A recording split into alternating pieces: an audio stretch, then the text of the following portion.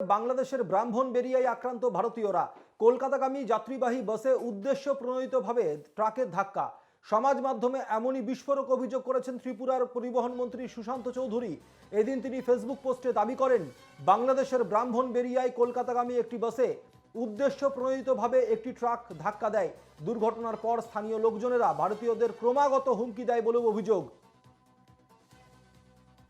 বাসব রায় আমাদের প্রতিনিধি এই মুহূর্তে রয়েছেন আমাদের সঙ্গে টেলিফোনে। বাসব, এবার ত্রিপুরা থেকে কলকাতাগামী একটি বাস সেটি যখন বাংলাদেশের উপর দিয়ে পেরোচ্ছিল সেই সময় সেই বাসে আক্রমণের অভিযোগ উঠল বাংলাদেশিদের তরফে। একের পর এক যখন এই ধরনের ঘটনাগুলো মাথাচাড়া দিয়ে উঠছে, তখন কোথাও না কোথাও গিয়ে ভারত বিদ্বেষী মনোভাব কি আরো প্রখরভাবে জেগে উঠছে বাংলাদেশিদের মধ্যে? একেবারেই ভারত বিদ্বেষী প্রভাব, এটা নিয়ে কোনো সন্দেহ নেই। আমি ঘটনাটা একটু বলে দিই। এটা হচ্ছে বাসটা যাচ্ছে, বাসটার রুট হচ্ছে আগরতলা থেকে কলকাতা, কিন্তু বাসটা যায় হচ্ছে আগরতলা থেকে বাংলাদেশ হয়ে কলকাতা আছে, পেট্রাপোল সীমান্ত দিয়ে ঢোকে দর্শনার পাশ দিয়ে। কিন্তু ঘটনা হচ্ছে যে এই যে বাসটায় ভারতীয় যাত্রীরাই ছিলেন, যদিও তাদের কোনো ক্ষতি হয়নি, পুলিশ এবং সেনাবাহিনী এসে আলাদা করে দেয়। কিন্তু এটা খুবই উদ্বেগের যে ভারতের যে কোনো কিছুই এখন বাংলাদেশে পরিত্যাজ্য এরকম জায়গায় দাঁড়িয়েছে, অথচ বাংলাদেশ সরকারের তরফ থেকে বারবার বলা হচ্ছে যে এখানে সংখ্যালঘুরা নিরাপদ, সংখ্যালঘুদের বিপন্নতা নেই, ইত্যাদি ইত্যাদি। কিন্তু এটা ভারত বাংলাদেশের যে বাণিজ্য এবং সম্পর্ক, দুদেশের মানুষের যাওয়া আসা আছে। কলকাতায় প্রচুর মানুষ বাংলাদেশ থেকে আসেন বিভিন্ন কাজে, বিশেষ করে চিকিৎসার জন্য। সেই জায়গাটায় একটা সংকট তৈরি হচ্ছে, এটা বলাই যেতে পারে। সুমিত, একদমই বাসব, এবং পাশাপাশি যে ঘটনাগুলি দেখা যাচ্ছে গত কয়েকদিন ধরে, কি হতে চলেছে গোটা ঘটনার পরিপ্রেক্ষিতে এখনো পর্যন্ত ভারতের তরফ থেকে যা পদক্ষেপ নেওয়া হয়েছে তার পরিপ্রেক্ষিতে কি মনে হয়? না, এটা বাংলাদেশের ওপরে শুধু ভারত না, গোটা পৃথিবী। বাসব থামাবো, এই মুহূর্তে আমাদের সঙ্গে যুক্ত হয়েছেন বিজেপি নেতা দিলীপ ঘোষ। দিলীপ বাবু, আপনাকে স্বাগত জানাই এনকে টিভিতে। দিলীপ বাবু, একদিকে বাংলাদেশের তরফ থেকে বলা হচ্ছে যে বাংলাদেশে সংখ্যালঘুরা নিরাপদ রয়েছে, অথচ দেখা যাচ্ছে ভারতের বাস সেটি যখন বাংলাদেশের উপর দিয়ে পেরোচ্ছিল সেই সময় সেই বাসে আক্রমণ করা হয়েছে। কোথাও না কোথাও গিয়ে যে কথা বাংলাদেশের তরফ থেকে বলা হচ্ছে তার তো উল্টো জিনিস দেখা যাচ্ছে, কি বলবেন?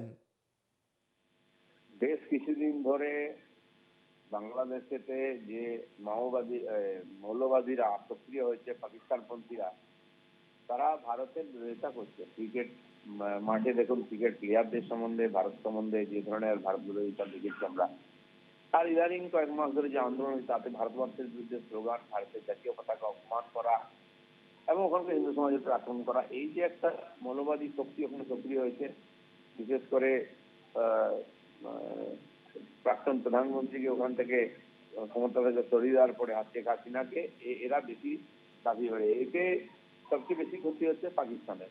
এই আন্দোলনের ফলে তাদের গার্মেন্টস বিজনেস, যত ফ্যাক্টরি বন্ধ হয়েছে, লোক বেকার হয়ে যাচ্ছে, ভারতের সঙ্গে সম্পর্ক খারাপ হচ্ছে, এখানে ভিসা বন্ধ করতে হয়েছে ভারতকে। এইভাবে যদি চলতে থাকে তাহলে বাংলাদেশেরই ক্ষতি হবে, তাকে আর কেউ সাহায্য করতে পারবে না, ভারতের উপরে নির্ভর করে বেঁচে থাকতে হবে। তো সেখানে তার সরকার তো নেই এখন, ফলে এই ধরনের যারা উৎপাতের লোক তারাই ক্ষমতা দখল করে ফেলেছে। দেশের ভবিষ্যৎ অন্ধকারে চলে যাচ্ছে। ভারতের কোনো ক্ষতি হবে না, ভারত যাতায়াত বন্ধ করে দেবে, ক্ষতিতে বাংলাদেশেই হবে। বেশ, ধন্যবাদ দিলীপ বাবু। সঙ্গে ছিলেন বিজেপি নেতা দিলীপ ঘোষ।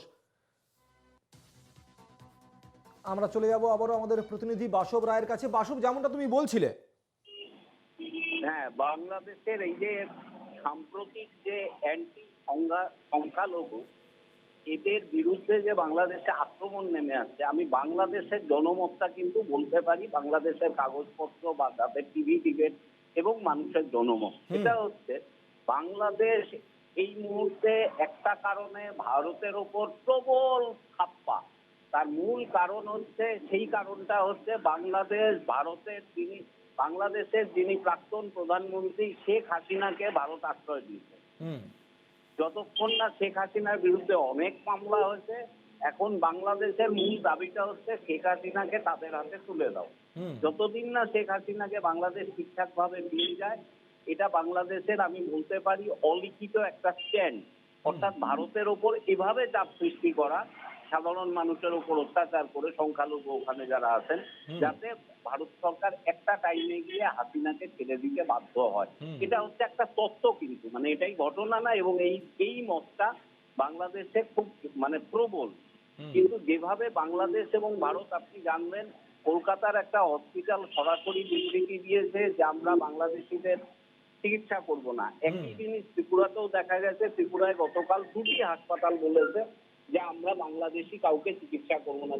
বাংলাদেশ ত্রিপুরায় কিন্তু প্রচুর বাংলাদেশি আছেন, প্রচুর, হিসাব ছাড়া বাংলাদেশি আছেন। আগরতলার পাশেই কুমিল্লা, তো ফলত আসার আগরতলার খুব কাছাকাছি ঢাকাও বটে। তো এই একটা ব্যাপার হচ্ছে, এবং এই দক্ষিণ পূর্ব এশিয়ায় বাংলাদেশ এবং ভারত সম্পর্ক ঘিরে একটা একটা উদ্বেগ তৈরি হচ্ছে। এটা কিন্তু এখনই বলে দেওয়া যায়।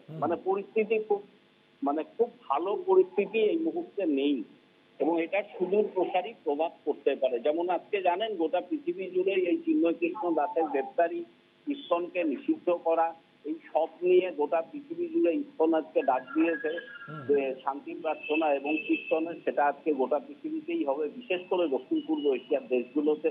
এবং বাংলাদেশের এই ঘটনা নিয়ে আমেরিকা বিবৃতি দিয়েছে, ইংল্যান্ড বিবৃতি দিয়েছে, পৃথিবীর বিভিন্ন দেশ এখন মুখ খুলছে। এটা খুব স্বাভাবিক যে ঘটনা তা না। এবং তারপরে হচ্ছে সবচেয়ে মজার ব্যাপার হচ্ছে এই বাংলাদেশের যিনি এখন প্রধান উপদেষ্টা, যাকে প্রধানমন্ত্রীও বলা যেতে পারে, সেই মোহাম্মদ ইউনূস যে নোবেল পেয়েছিলেন, তিনি অর্থনীতির জন্য পেলেও মূল জায়গাটা ছিল শান্তির জায়গা, যে গরিব মানুষদের টাকা পয়সা দিয়ে তিনি একটা কিছু করতে পেরেছেন। কিন্তু তিনি বাংলাদেশের এই যে অ্যাট্রোসিটি, আর তিনিই প্রধান, এটা খুব হাস্যকর ব্যাপার, একদম খুব ফানি ব্যাপার। এবং পাশাপাশি গোটা ঘটনার পরিপ্রেক্ষিতে বাসব যেভাবে শুধুমাত্র ভারত নয়, আন্তর্জাতিক কূটনৈতিক মহলেও যেভাবে ভারত বাংলাদেশের উপর চাপ সৃষ্টি করা হচ্ছে, রীতিমতো ধিক্কার জানানো হচ্ছে গোটা ঘটনার পরিপ্রেক্ষিতে আন্তর্জাতিক মহলেও বাংলাদেশকে। তার পরিপ্রেক্ষিতে এটুকু অন্তত পরিষ্কার যে বাংলাদেশ এই ঘটনা যদি দীর্ঘদিন ধরে দীর্ঘায়িত করতে থাকে, তাহলে খুব একটা সুবিধাজনক জায়গায় থাকবে না বাংলাদেশ। না, তার কারণও আছে। তার কারণটা হচ্ছে, এবার তো বললে একটু বিতর্কিত কথা বলা হবে, সেটা হচ্ছে যখন ভারত স্বাধীন হয়েছিল তখন পাকিস্তানের অধীনে ছিল এখনকার বাংলাদেশ। তো তারপরে পাকিস্তান চরম একটা মৌলবাদী শক্তি, এবং সেটা হচ্ছে মুসলমান দেশা। তারপরে ভারতে গত 10-15 বছর ধরে একটা হিন্দু সেন্ট্রিক রাজনীতি হচ্ছে, ঠিক সেভাবেই উল্টো দিকে বাংলাদেশে একটা মুসলমান সেন্ট্রিক রাজনীতিতে চলে গেছে।